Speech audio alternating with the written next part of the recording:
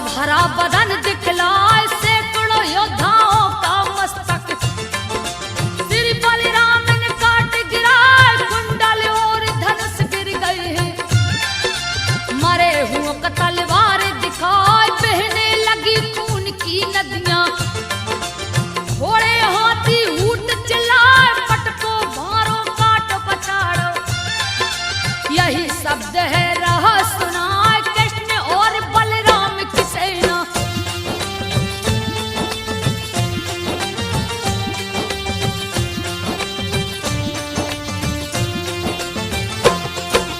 कृष्ण और बलराम की सेना विजय पताका लहरा जरासंध शिशुपाल भागे।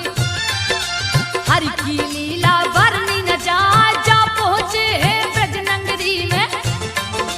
रुक्मणी को लिए अपना धूमधाम से किए शादी। देवता फूल रहे बरसाए हारिक भागा जरासंध भी। अपनी सेना लिया सजा 33 अरब लिया है सेना। सेना ही सेना दिखलाए घेर लिया है ब्रज नगरी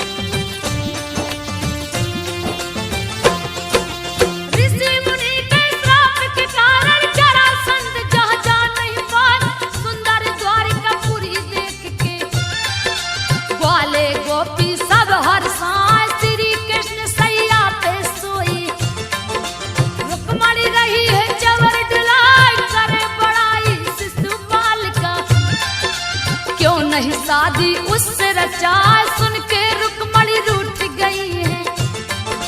गुस्सा भरा बदन दिखला, गुस्से में आकर मूर्छित हो गई। धरती ऊपर गई पटका, रुक्मणी को श्री कृष्ण उठाकर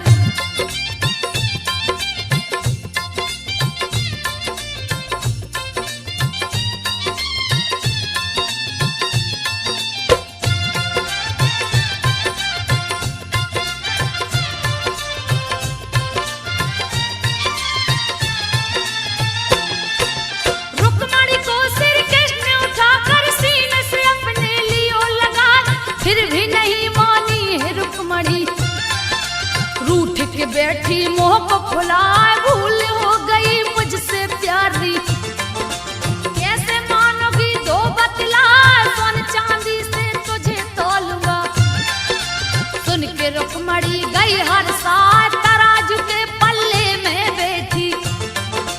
सोना चांदी कृष्ण मंगाए, हीरा मोती लौट चढ़ाया। फिर भी न पल्ला हिलने पार, रत्न आभूषण तीनों लोक के।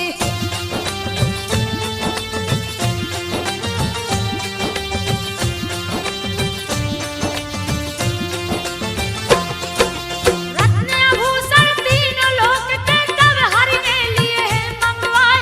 सबको रखा पल्ले के ऊपर, रुक्मणी फिर भी हिल नहीं पाए। इसमें तो एक राज छुपा है।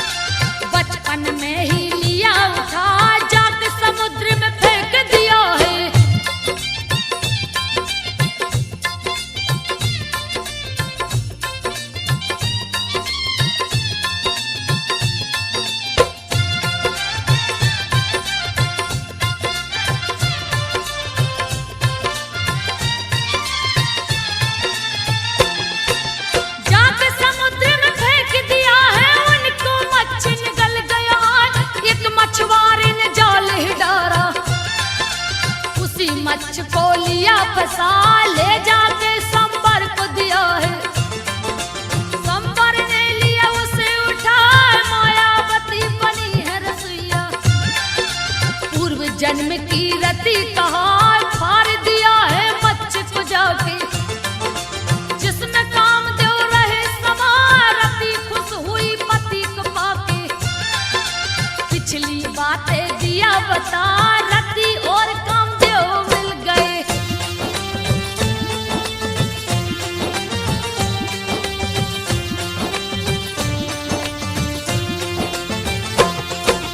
रति और कामदेव मिल गए, सारे देव गए हर साल।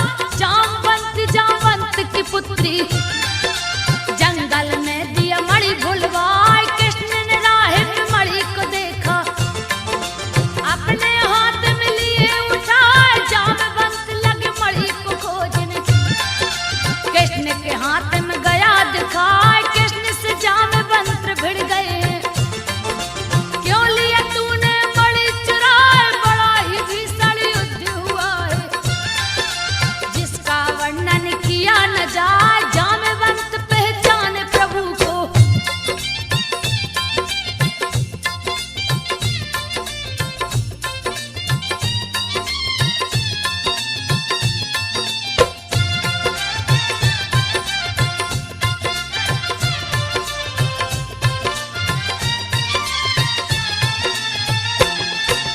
जामवंत पहचाने प्रभु को, दिए चरणों में शीश झुका।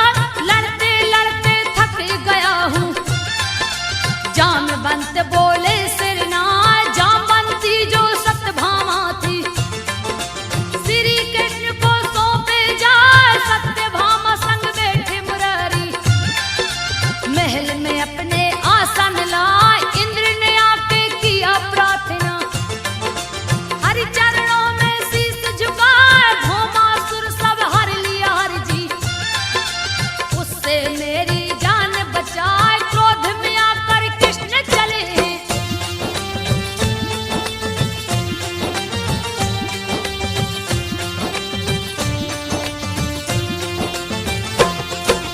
क्रोध में आकर कृष्ण चले हैं। भौमासुर से गई टकराए, भुजा जंघ गर्दन को काट के।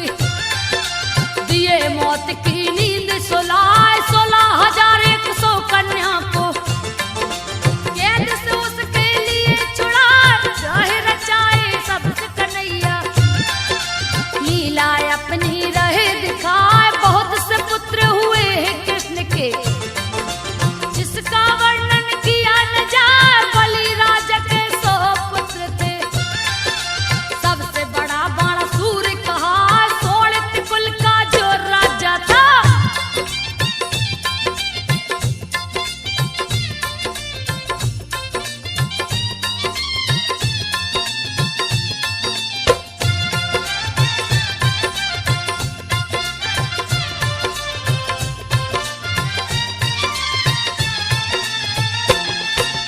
सोलित कुल का जो राजा था, शिव जी को है प्रकट कराए। वर मांगो तुम हमसे बेटा, जो भी तेरे मन में आए। मेरे 1000 भुजाएं, जिसका भार सहा नहीं जाए। इसके भार को हरण कीजिए। अहंकार उस गया समाए, शिव के हाथ जोड़ के बोला, मेरा मनोरथ पूरा हो जाए। यो मस्त कह के शिव चल दिए। बाणासुर मन में हर्षाए, बाणासुर की कन्या उषा थी।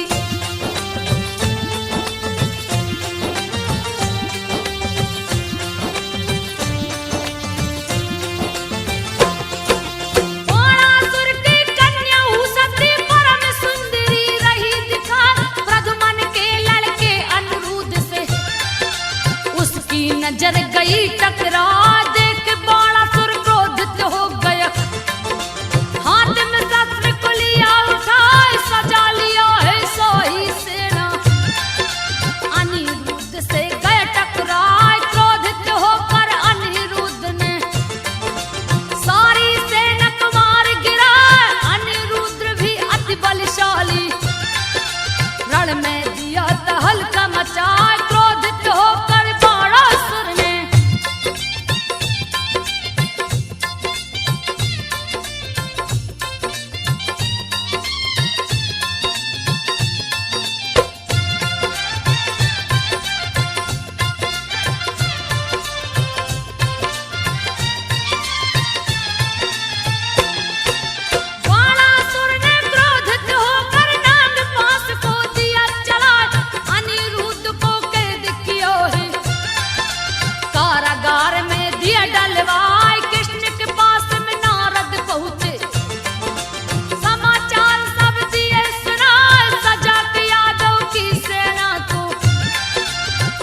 चले हैं क्रोध में आए, सोनितपुर पे किए चढ़ाई।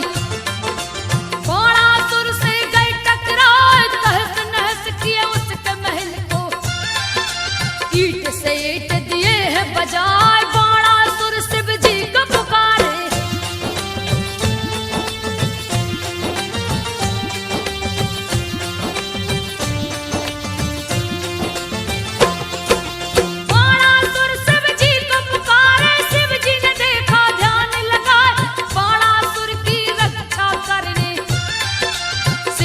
नंदी चढ़ के आए, भीषण संग्राम शुरू हो गया।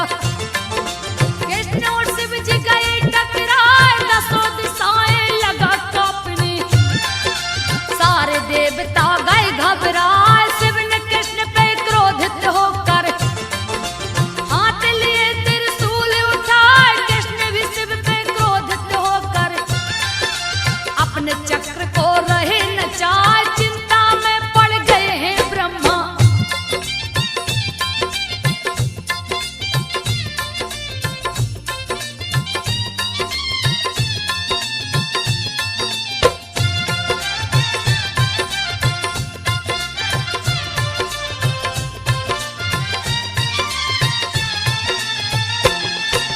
चिंता में पड़ गए हैं ब्रह्मा, धरती माता गई घबराए। ब्रह्मा जी के पास में पहुंची, इंद्र भी वहीं पे गए हैं आज। तीनों लोक में मची तबाही, पल में मानो प्रलय हो जाए, सारी सृष्टि उलट जाएगी। चक्र पशुपत जो टकराए, सारे देवताओं को ले ब्रह्मा। समर भूमि के बीच में आए, शिव और कृष्ण के बीच में आकर ब्रह्मा जी भी रहे समझाए। आप दोनों गर नहीं माने तो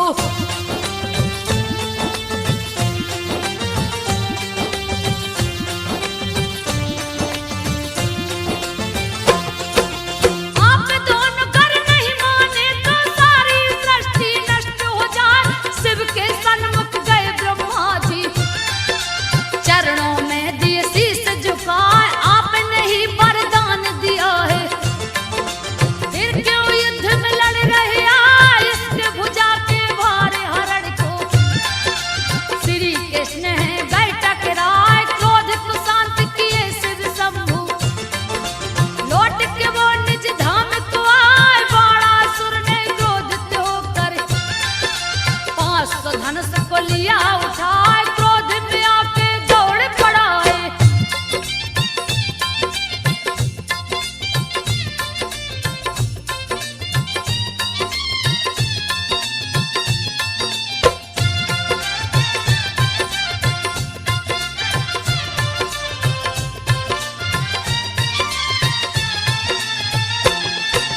क्रोध में आकर दौड़ पड़ा है, हरि पे शस्त्र को दिया चलाए।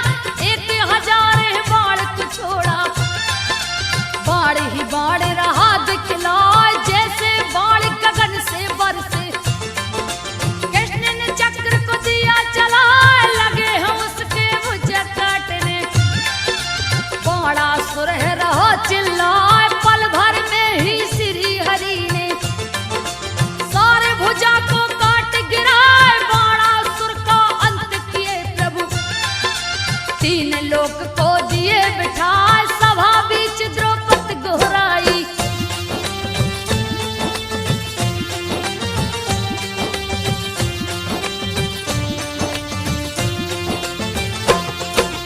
सभा बीच द्रौपदी गोहराई। श्री कृष्ण लो लाज बचाए, पापी दुशासन चीर को खींचे। तनक दया ना उसको आए, सभा बीच सब मौन है बैठे। कोई भी उसको रोक न पाए, किसी ने चुप्पी नहीं है तोड़ी। द्रौपदी रही बिलाप लगाए, सुन के दौड़ पड़े गिरधारी। सभा महल में चीर बढ़ाए, खींचत चीर दुशासन हारा। दोनों बहियां गई पटाए, हरि कृपा से दुष्ट बहारा।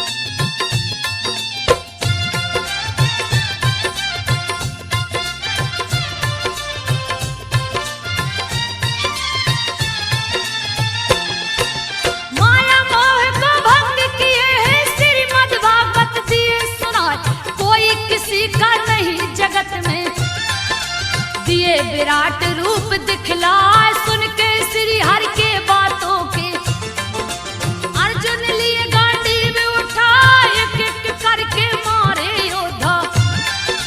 भीष्म की बारी गई है यार, मचा दिए उत्पात हिरण में, बहुत सी सेना मार गिराए, चिंतित देख हरि अर्जुन को, चक्र सुदर्शन लिए उठा, देख के भीष्म ने चक्र सुदर्शन।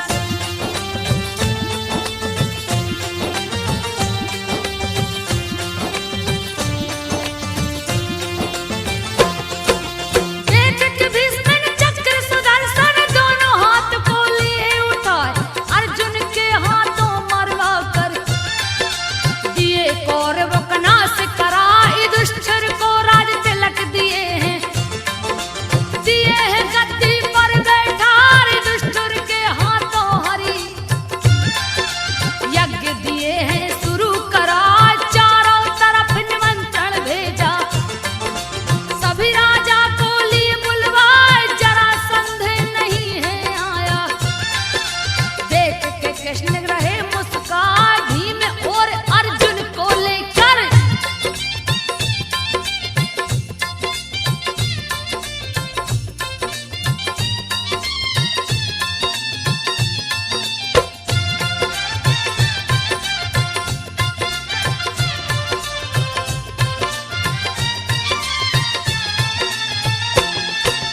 भीम और अर्जुन को लेकर लिए साधु का वेश बनाए, अर्जुन भीम को चेला बनाकर मगध राज में गए समाए, जहाँ का राजा जरासंध था, अपना अखाड़ा रहा सजाए, मल्ल युद्ध का किया आयोजन, एक से एक है मल्ल जुटाए, जरासंध है वीर बहादुर, जिससे कोई नहीं टकराए, चूर हुआ है घमंड के मारे। देख के श्री हरि है मुस्कान, जरासंध को है ललकारा,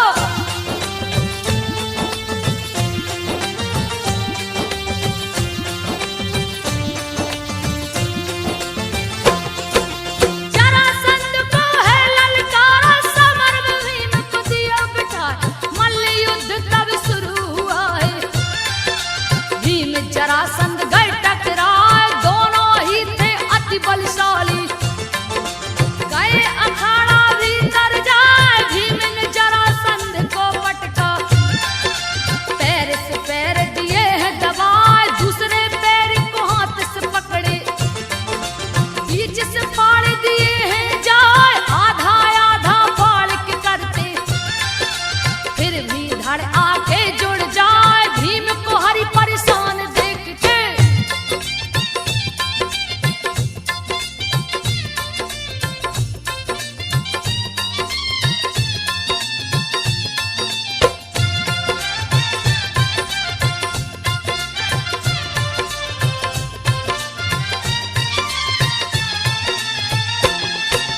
भीम को हरि परेशान देख के दिए इशारे से राज बताए, दोनों धड़ को उलट के फेंको, दिए इशारे से समझाए, श्री हरि की बातों को समझ के धड़ को फेंका उल्टा जाए, जरासंध की मौत हो गई, सारी जनता गई घबराए, श्री हरि ने कारागार में जाके सारे बंदी दिए छुड़ाए, मगध देश को अत्याचार से हरि ने दिया है मुक्त कराए, सबको ले हस्तिनापुर लौटे।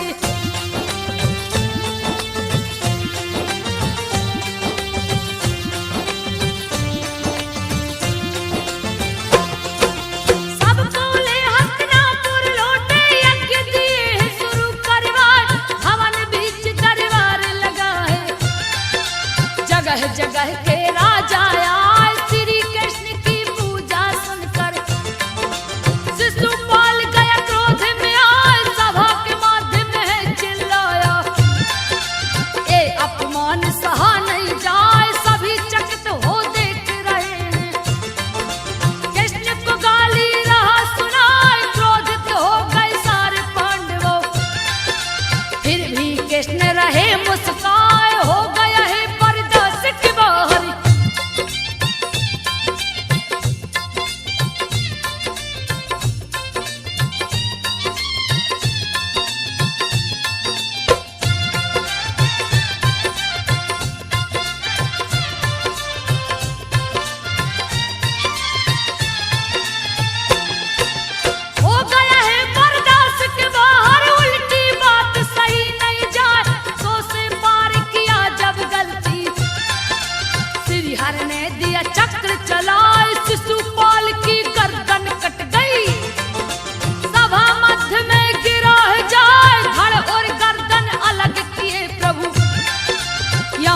मंत्री को दिए पठाए, पांडव किए श्री हरि की पूजा, दिए चतुर्भुज रूप दिखाए, यज्ञ समापन करवा कर हरि गए द्वारकापुरी में आए, द्वारकापुरी में रुक्मणी के संगे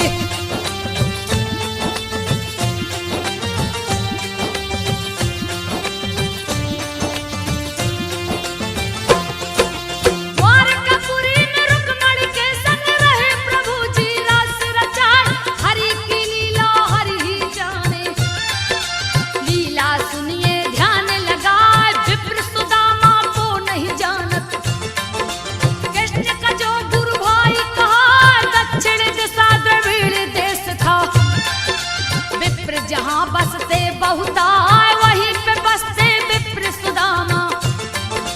बात को सुनिए ध्यान लगा, जिनकी पत्नी वसुंधरा थी, परम सुंदरी रही दिखाए, रूप यौवन से परिपूर्ण थी।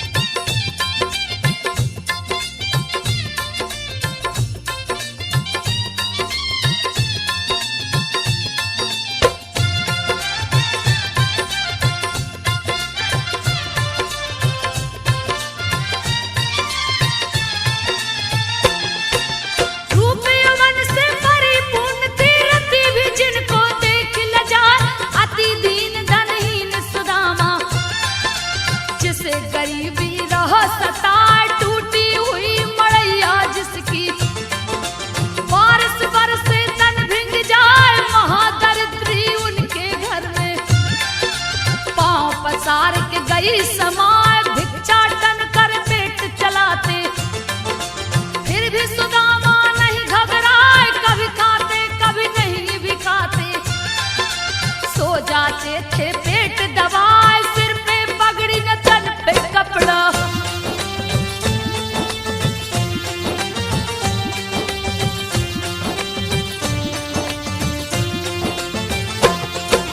सिर पे पगड़ी न तन पे कपड़ा, फटी पड़ी है पांव विवाह, फटी विवाह से खून चूता था, फिर भी सुदामा नहीं घबराए, सुबह वो भिक्षाटन को निकलते, शाम ढले तो घर को आए, एक दिन खाली हाथ हलौटे, कुछ भी नहीं वो भिक्षा पाए, कृष्ण कृष्ण फिर भी वो रटते, अपने नगर को गए हैं आज, चेहरे पे उनकी छाई उदासी, भिक्षा नहीं कछुआ जब पाए, कभी कभी चूल्हा जलता था।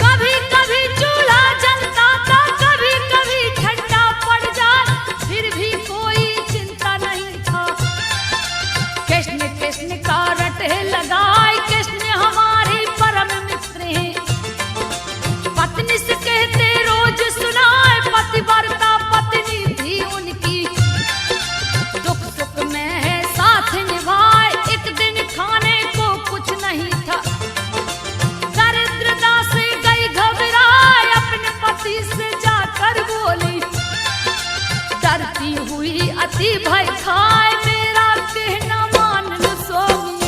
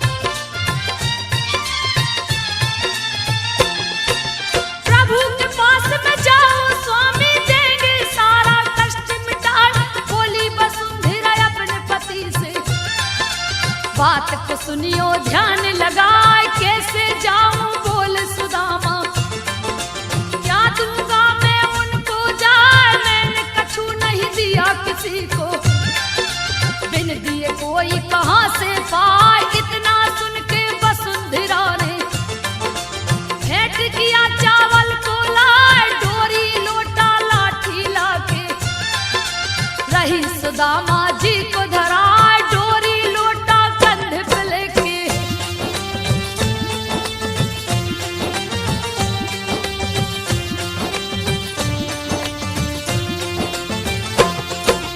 डोरी लोटा कंधा पे लेके चल दिए पोटली को खिदवार, रास्ते में वो विघ्न विनाशक श्री गणेश को रहे मनाए, चल दिए द्वारकापुरी को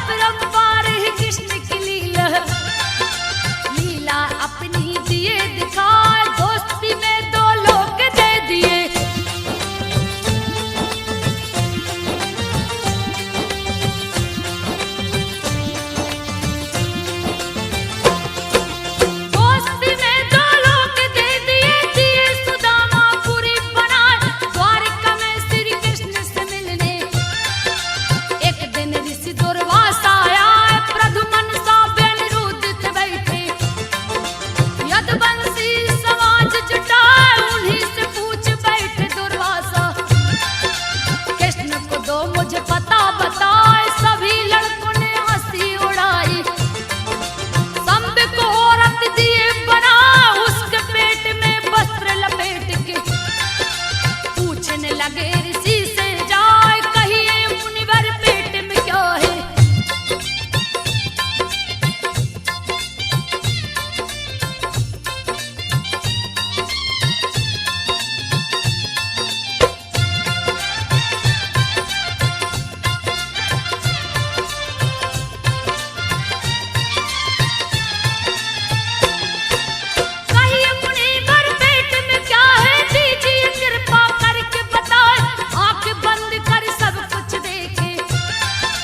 देख गए अति क्रोध में आए, क्रोध में आके सौंप दिए हैं। अरे दुष्ट सुन ध्यान लगा, इसके पेट से जो निकलेगा नाश का कारण वो बन जाए। क्यों हो मेरी हंसी उड़ाते, यदि कुल का संहार हो जाए। सारे लोग भयभीत हो गए, रहे त्राही त्राही चिल्लाए। लोहे का मूसल पेट से निकला,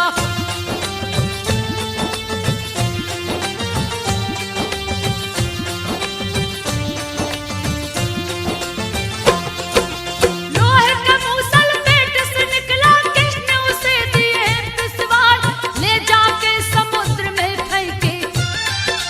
लहरों ने दिया किनारा लगाए, समुद्र किनारे कष्ट के रूप में चारों ओर गया चितराए। विनाश काले विपरीत बुद्धि, यदुवंशी को गई धराए। मद्यपान अत्याचार बढ़ गया, पर स्त्री संग रास रचाए। रैवतक पर्वत पे सब यादव मनोरंजन करते हैं जाए। मांस खाता कोई मदिरा पीता,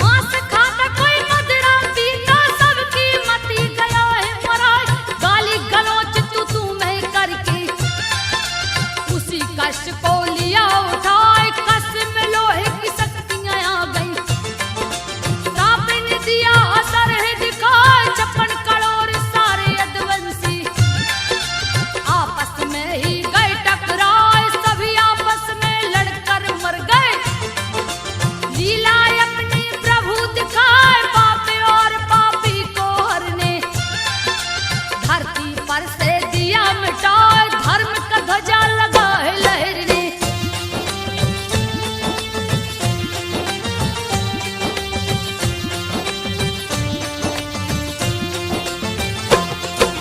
धर्म का ध्वजा लगा है लहरने। ब्रह्मा शिव धरती पे आ गए हैं, इंद्र भी संग में। सभी